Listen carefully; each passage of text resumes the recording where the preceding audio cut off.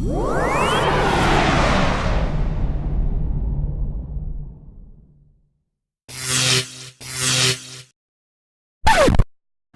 okay, so it's my day off today and I'm thinking I'm gonna watch a movie, like, you know, I usually do. I just don't really know what I want to watch. So I'm gonna have a bit of a look at my collection and see if I can find something. Thinking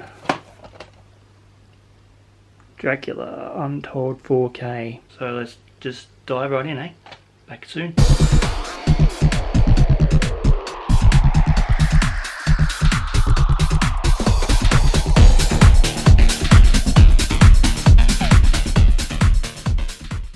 The world. Never forget who I am.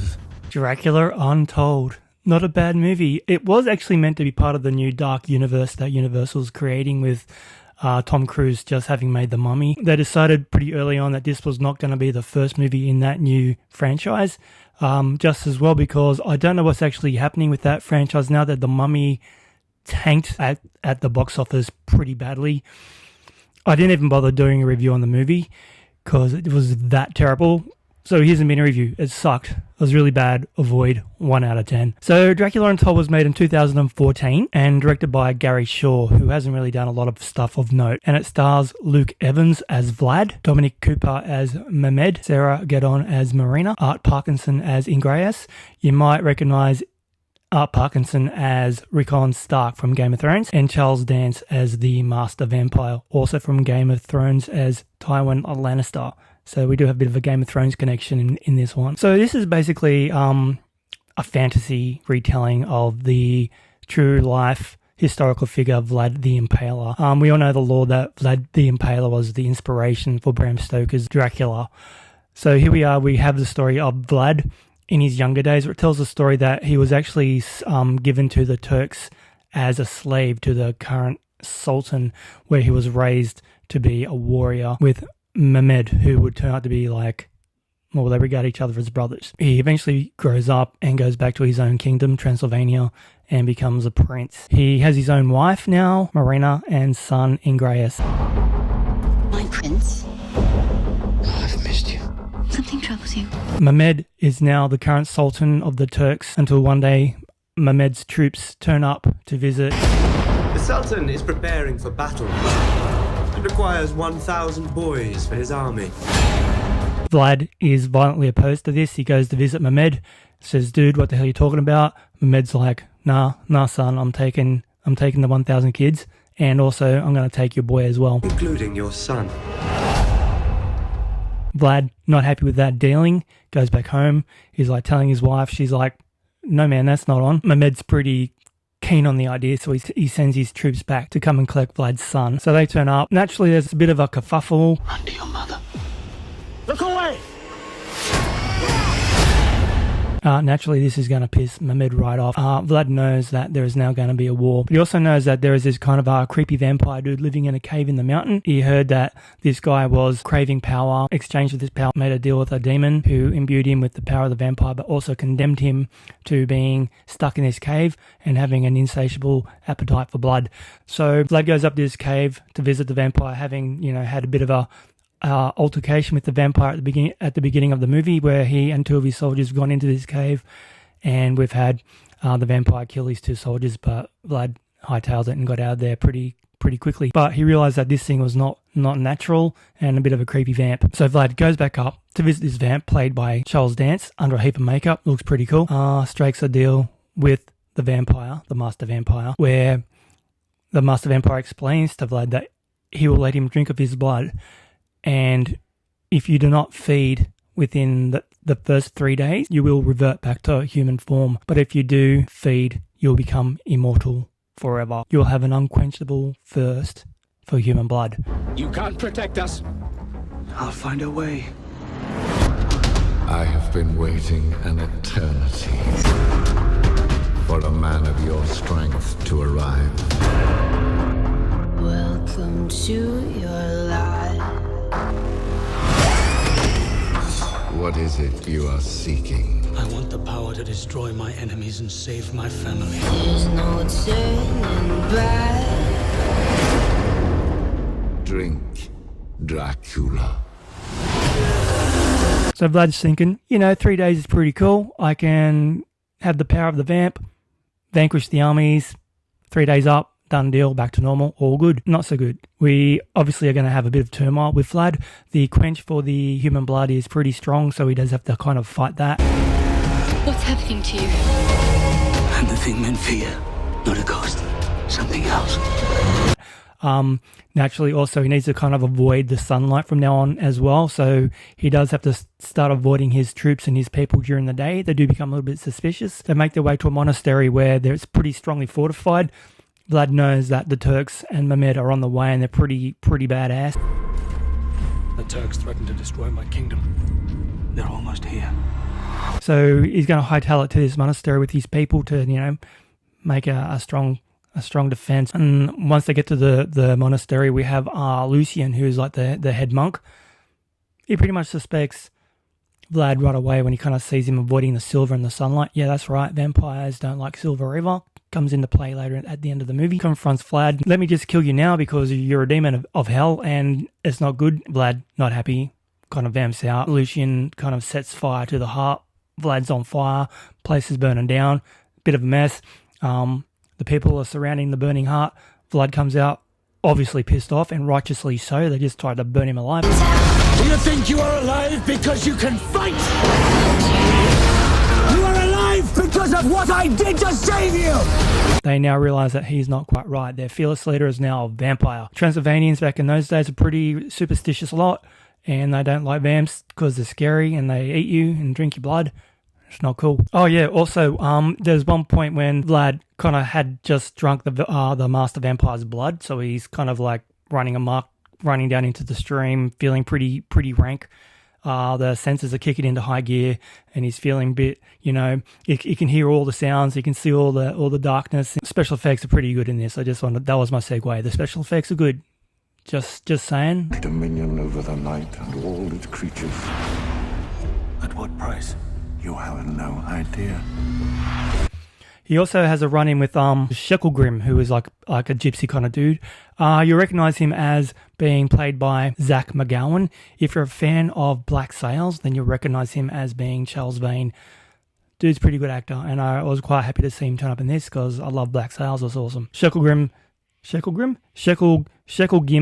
is trying to worship Vlad and, kind of squeezes blood out of his own hand and says, I want to worship you. And Vlad's like, fuck off, man. Are you kidding? So remember that because he's going to come back later at the end of the movie. Where I was up to. Oh yeah, so the Turks are coming. There's massive Lord of the Rings style battles in this. Very nice.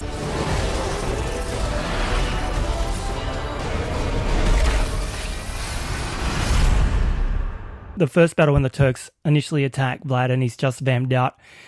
He takes on the whole army by himself. Lays waste to everyone. He's kind of turning to bats and he's just he killed the entire army by himself, and he tells his crew best not to know, right? Just don't ask. You will have the strength of 100 men. And then we have the scene at the end where there's another big battle and the Turks are kind of like attacking the monastery. Vlad is flying down there, there's storm clouds, he's going nuts and he's trying to find Mehmed, but Mehmed is not actually in his gold armor like Vlad thought he was. He's actually hiding as one of his other soldiers. Vlad is laying waste to the soldiers, comes up to who he thinks is Mehmed. Bang, it's not Mehmed. Diversion. The monastery is actually being infiltrated. His wife and his kid are now being harassed by some nasty Turk soldiers. There's a scene where the missus is up on a castle, like a tower, like high up. The soldiers are trying to throw her off. She's hanging up for dear life. They steal the kid. Vlad kind of realizes, man, I've been done. Flies up as a bat to the castle to save his wife. He kicks off the other soldier and he falls to his death just as the sun's coming up. It's now the third day, by the way, guys. So this is his last chance to kill the Turks, to kill Mehmed. He's going to revert back to normal after this. His missus is falling off the tower. He's half bat, half man. Flying down after her, doesn't quite make it. She falls to her death. Devil inside him! But as is the case in these movies, like normally when a person falls to their death in this kind of situation, that's it, they're gone. But in these movies, people fall to their death, right? But they've always got a few minutes left at the end where the hero can come in, swoop down, and hold them in their arms. They're going to wake up and they say their last words. Why am I holding a vampire story to not being accurate? Anyway, she tells him, like, you have to save our son. You have to stop, then you have to drink my blood. He's like, no, I can't do that. I'll become an immortal vampire forever. And she's like, do it, you must. So he drinks her blood. Just as he's about to revert to normal, bang, he's now Dracula. He then goes after Mehmed, where they have a massive sword fight scene at Mehmed's palace, but he is aware that Dracula is now, pretty, like, doesn't like the silver coins everywhere, and he's having a massive sword fight and throwing silver in his face, so he's severely weakened. That's why he's not doing too well on the fight. Mehmed's about to impale him with the stake. Pretty cool line. It says, pretty appropriate for a stake to kill the impaler, But anyway, tables are turned. Vlad kills Mehmed, has a bit of a drink. That's it. Save the day. But one thing I did miss is that when he's gone back to his monastery after the Turks have invaded and killed nearly all his guys, a lot of wounded soldiers, people bleeding to death, he goes around and starts converting them all into vamps. So now he has a vampire army, massive vampire carnage. Anyway, he's saved his son. He's gone back down to his crew. Now the vamps are turning on him because his son is still alive and they want to kill him. But the main vampire who was approaching him said, we got to eat your son. Pales him on a stake, and the dude just kind of melts into like a rotten corpsey zombie. Very cool special effects. So now we have pretty much got the end of the movie where, to kill all the vampires that are around him, he kind of parts the storm clouds that he created somehow before the fighting started, and we have sunlight coming down. They lay waste to all these vampires. They all kind of burn up, including himself. He kind of falls down into like a crispy husk. That's when Shekelgim returns, finds the husky corpse of Dracula, squeezes blood into Drac's mouth. He's going to live because he's Dracula, right? And he has a reputation. The moment that Dracula drunk his wife's blood, the master vampire, his curse ended. He was freed. He could get out of the cave and run amok. But we don't see him until the very end of the movie, where we have a bit of a coda. Now, in future days, Dracula's walking through some kind of New York, I'd imagine. Then we see a doppelganger of Marina, just, shopping, and he says hi. She's now got an American accent, introduces himself. She says, hi, my name's Mina. And we see Charles Dance as the master vampire watching on from another table far off in the crowd. And he kind of gets up and, let the games begin, and credits. And that leads into the sequel that we never got. This movie never did anything. I don't know if it was successful or not, but we didn't get any sequels. I wouldn't mind a sequel. It wasn't a bad movie. It's pretty cool. 4K HD, yeah. There was a lot of grain in this movie straight off the bat. Bit fuzzy looking in some scenes, but not enough to detract you in any way. If you're a grain hater, man, you're going to be really upset. I'm not really a grain hater, so I deal with it. But the 4K was amazing in this. The HDR, very nice. When it worked well. The movie is really dark. It's a vampire movie, right? So it's not going to be tiptoeing through the tulips in the sunlight. It's dark most of the time in this movie. So kind of a lot of somber hues. But we do have a lot of flaming torches and special effects and that kind of stuff. So when they are on the screen, they look really, really good. Charles Dance as the master vampire, when he first attacked in the cave at the beginning of the movie, his eyes are kind of glowing really yellow. Stand out like doll balls on this thing. Amazing. The special effects well done when he was turning to the bat, crispy clear. The night scenes, fantastic. Some nice moonlight shots, some sunrise things, pretty cool. Nice. There's an outstanding shot where we kind of like see Castle Dracula for the first time. That's right, Castle Dracula. It's green fields, blue skies. Is really pretty. So yeah, the HDR is definitely very good in this. For me, yeah, double dipping is my thing. I'm picking up a lot of my 4K movies that have been previously released as Blu-rays. If I like the movie enough, I will double dip it. I enjoy Dracula Untold to a degree. It was a fun vampire romp. I enjoy Luke Evans in the role. I enjoy Dominic Cooper. They're great actors. So yeah, the film's full of good performances. Thoroughly enjoyed it. Charles Dance, I love that guy ever since Alien 3. So yeah, it's a pretty fun movie. If you like vampires, if you like monster flicks, definitely check it out. It's a lot of fun. Definitely a standalone flick, so that's cool. But yeah, I enjoyed this one. I'm going to give it a 7 out of 10 because it's just fun vampire carnage and I enjoyed it for what it was. It was a good time. Guys, that's my review of Dracula Untold. Don't forget to subscribe. Hit that big blue button down below. Throw me a thumbs up. Leave a comment. And as always, I'll catch you in the next video. Thanks for watching.